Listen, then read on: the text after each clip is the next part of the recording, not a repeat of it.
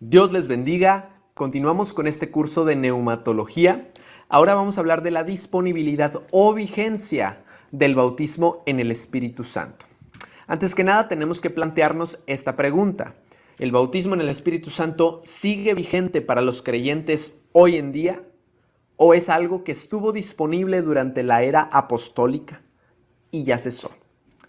Siempre hemos hecho un énfasis en los últimos videos sobre distinguir entre la regeneración y el bautismo en el Espíritu Santo, porque esto puede afectar cómo entendemos esta vigencia o esta disponibilidad.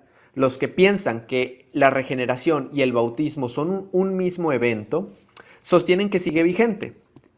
¿Por qué? Porque no le asignan ninguna evidencia física o exterior, de manera que todo creyente, salvo regenerado, también es bautizado en el Espíritu Santo y no hay ninguna experiencia que lo verifique, simplemente la fe. De manera que sostienen que sigue vigente sin ningún problema. En cambio, quienes sostienen que la experiencia del bautismo en el Espíritu Santo es diferente a la regeneración, son dos eventos distintos, hay dos posturas que se bifurcan de este axioma. ¿Cuáles son estas dos? Una de ellas es que cesó en la era apostólica, es que los dones y las lenguas del Espíritu Santo eran algo bíblico, algo que aparece en el libro de los Hechos, algo de lo cual Pablo enseña en el libro de 1 de Corintios, algo que experimentaba la iglesia de manera cotidiana en el primer siglo, pero que por alguna razón ya no está disponible para nosotros en nuestros días. Dejó de estar vigente este mover del Espíritu. Entre los que creemos que sigue vigente, que es la otra postura, nos encontramos nosotros, las asambleas de Dios. Sigue vigente para todo cristiano, de todo lugar, todos aquellos que sean salvos, tienen disponible el bautismo del Espíritu Santo. Los que hablan de que esto cesó en la era apostólica, muchas veces citan el versículo de 1 de Corintios 13:8, que dice, el amor nunca deja de ser, pero las profecías acabarán, cesarán las lenguas y la ciencia acabará. Este texto es fácilmente demostrable que está sacado de contexto, pues se refiere en versículos anteriores, en el contexto inmediato, que habla de la perfección del cumplimiento pleno del reino de Cristo. Cuando lo perfecto sea, entonces cuando lo que es completo sea, lo que es en parte acabará. Entonces, este texto está fuera de contexto, al menos para ese uso. También menciona Paul Enns que las lenguas fueron un don para señal en la etapa de la infancia de la iglesia. Cuando la iglesia estaba naciendo, la iglesia necesitaba esta clase de manifestaciones, dones y carismas. Una vez que la iglesia maduró, creció, dejó de necesitar o de requerir estas operaciones. Eso es lo que menciona el señor Paul Enns. Nosotros evidentemente no compartimos esta opinión. ¿Por qué nosotros decimos que las lenguas siguen vigentes? Que el bautismo en el Espíritu Santo sigue vigente. Dice Hechos 2:39, hablando del bautismo en el Espíritu Santo, para vosotros es la promesa, y para vuestros hijos, y para todos los que están lejos, para cuantos el Señor nuestro Dios llamare, de manera que todos aquellos que sean llamados por el Señor para salvación, todos aquellos que se encuentren con Cristo en novedad de vida, tenemos disponible el recibir el bautismo del Espíritu Santo. Todos, no importa el lugar ni la época, estas operaciones siguen vigentes. Pedro menciona en los postreros días, dice, esta es el cumplimiento de la profecía del profeta Joel cuando dijo, en los postreros días derramaré de mi espíritu sobre toda carne. Estos postreros días que menciona Joel y que cita Pedro en su discurso, y que Pedro dice, estos son los postreros días, se refiere al periodo o a la era de la iglesia o a la dispensación de la gracia. Y este cumplimiento de la profecía del profeta Joel es un cumplimiento no definitivo, sino continuado. Es decir, no podemos decir, la profecía del profeta Joel se cumplió en el Pentecostés. Pasó. No, no, no, no, no, no. De hecho, se cumple plenamente en el milenio, cuando se derrame el Espíritu Santo sobre toda, absolutamente toda carne. Que la tierra sea llena de la gloria del Señor. Ahí se va a cumplir plenamente esa profecía. Sin embargo, desde el día del Pentecostés, la profecía de Joel se ha estado cumpliendo o se comenzó a cumplir, y consideramos una profecía que es una profecía de cumplimiento continuado. Es decir, se ha estado cumpliendo. Se cumplió en el día del Pentecostés, pero se sigue cumpliendo. Y se seguirá cumpliendo hasta que el Señor arrebate a su iglesia. El derramamiento del Espíritu Santo va a seguirse dando y va a seguirse derramando sobre su iglesia y va a seguir estando disponible sobre los suyos hasta que el Señor venga y comience el milenio de Cristo. Entonces, podemos decir, según Erwin, que los pentecostales creemos que es axiomático que el bautismo en el Espíritu Santo no haya cesado en el Pentecostés.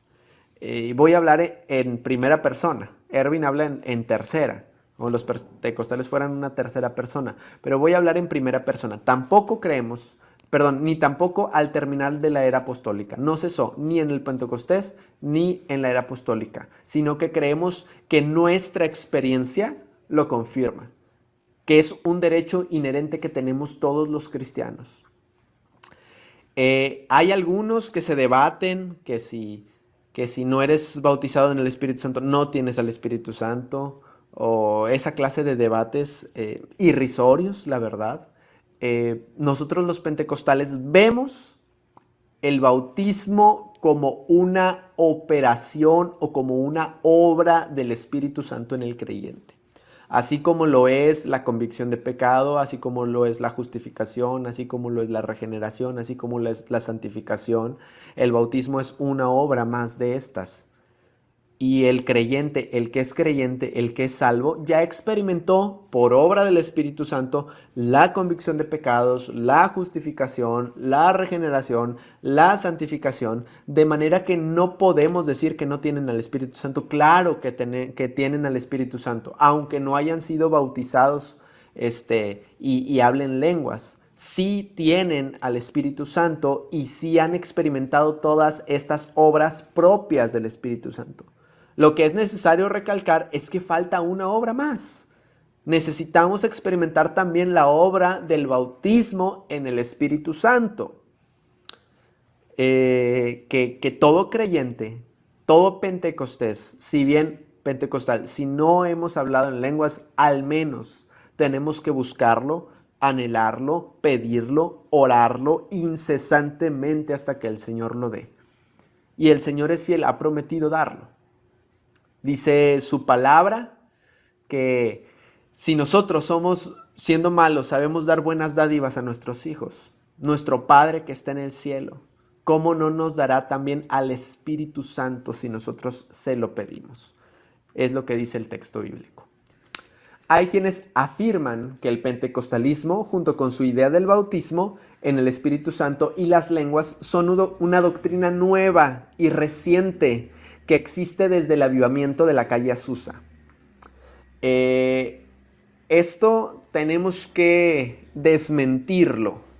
Hay mucha evidencia histórica, literaria, testimonios de gente que ha experimentado el Pentecostés desde antes de que el Pentecostés existiera como una doctrina, como una declaración de fe o como una denominación moderna. Hay muchos que piensan que el Pentecostés es algo nuevo, el pentecostalismo es algo nuevo que ocurrió en la calle Azusa de 1900 para acá. Sin embargo, el mover del Espíritu Santo nunca cesó, nunca se detuvo y no es algo nuevo. Al contrario, es la experiencia cristiana tradicional por excelencia. ¿Por qué? Porque la vivieron los apóstoles, la creyeron y la experimentaron los creyentes del primer siglo. Por lo tanto, es la experiencia cristiana tradicional por experiencia.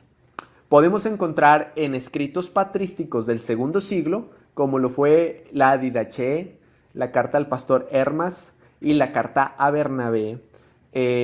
Podemos encontrar en estos escritos mención de las lenguas como una práctica común, incluso después del primer siglo. Menciono rápidamente. Ireneo, desde el 130 al 202, que fue discípulo de Policarpo, testifica en sus escritos: oímos a muchos hermanos en la iglesia que poseen dones proféticos y que hablan diversos géneros de lenguas por el Espíritu.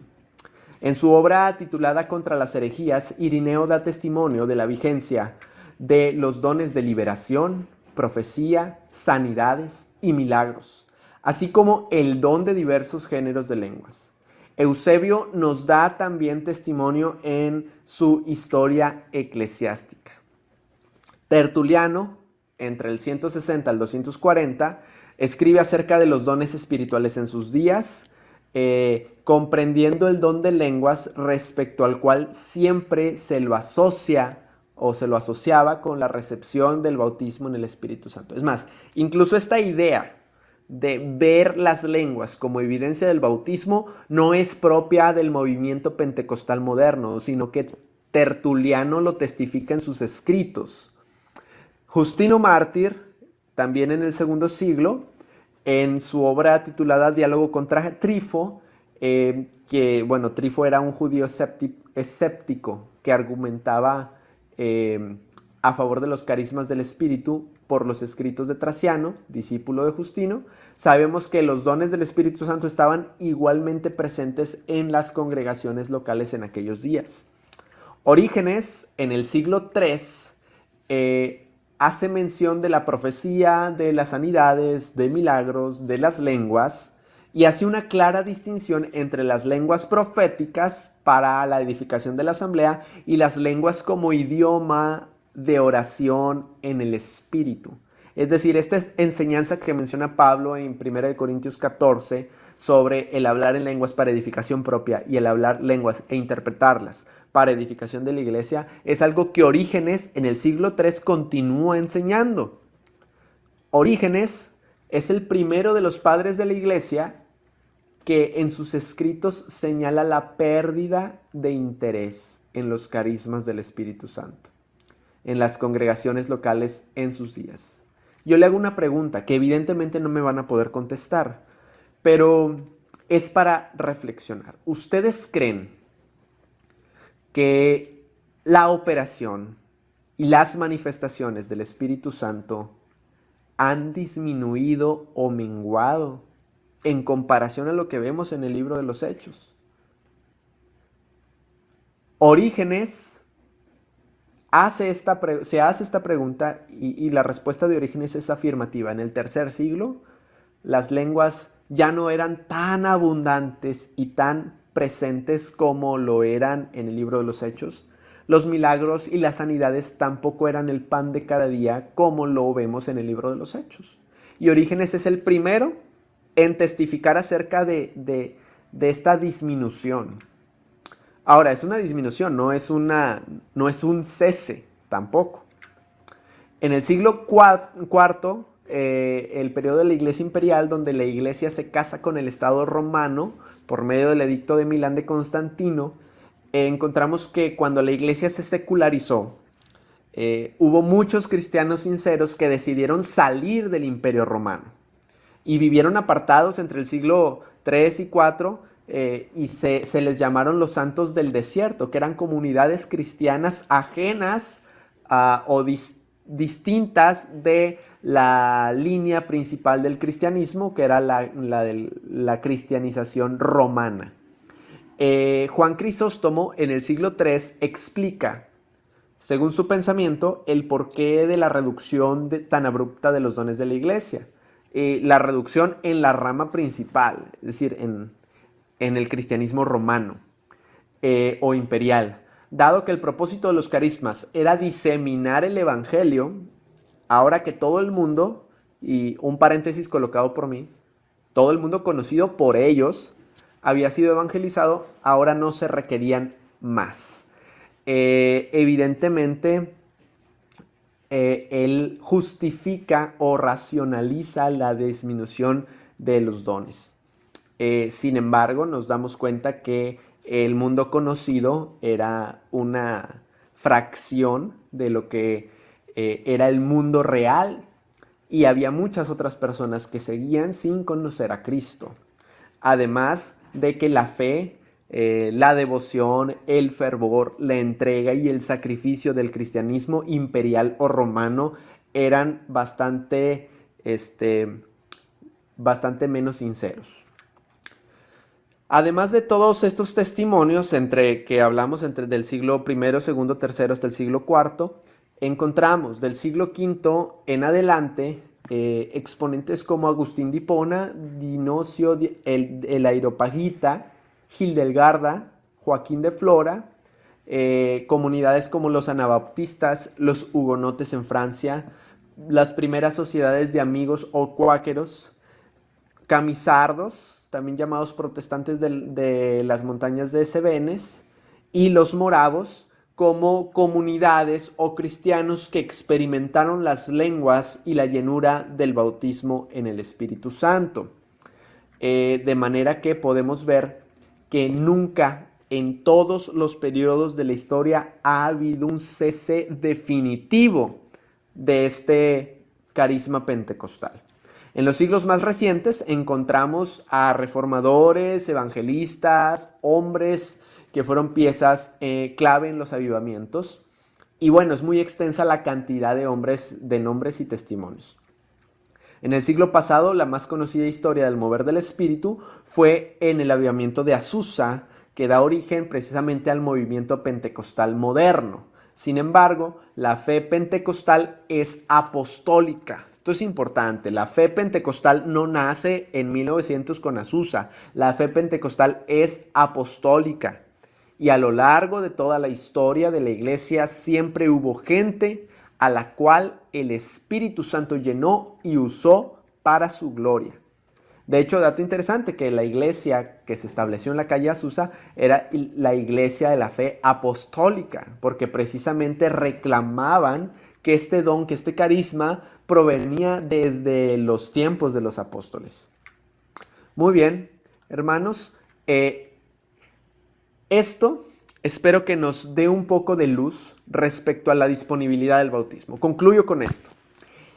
El bautismo, la llenura del Espíritu Santo, las lenguas como evidencia inicial, son disponibles o están a nuestra disposición para todos los creyentes de todas las épocas, en todos los lugares.